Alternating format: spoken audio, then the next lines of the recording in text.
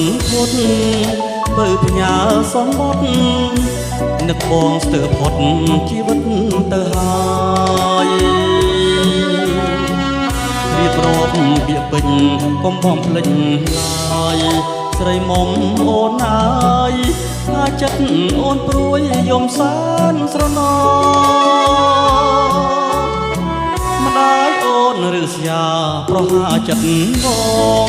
ពីដំបងខាំរារាំងរូបអូនឥតមានសំដងហើយបងទិញឲ្យគាត់ហើយចោលអងព្រោះចង់សាងឈ្មោះ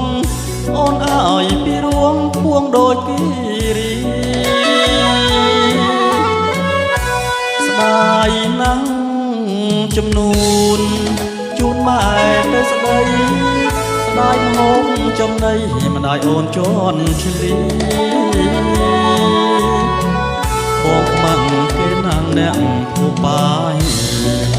មួយលើកជាពីរចូលស្ដីដំដឹងម្ដាយអូនពុំអើយបាយលិនកណ្ដៀងត្បូងឆាំងបងជុំរីរាំងរឆាំងគ្រួសារនឹងអូនទៀតហើយអូននៅឲ្យសុខសុខលងដល់ត្រើយយើងអងកម្មហើយសងសាខ្ញុំហើយរកត្រើយរៀងខ្លួន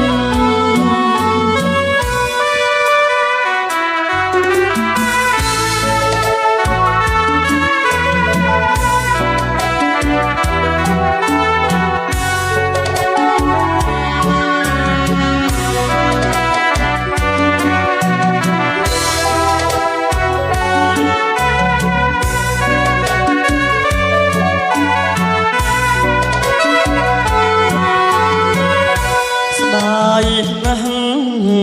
ចំនួនជូនម៉ែទៅស្ដីស្ដាយមហូបចំណីម្ដាយអូនជន់ឆ្លីបងខ្មាំងគេណាំងអ្នកភូមិបាយ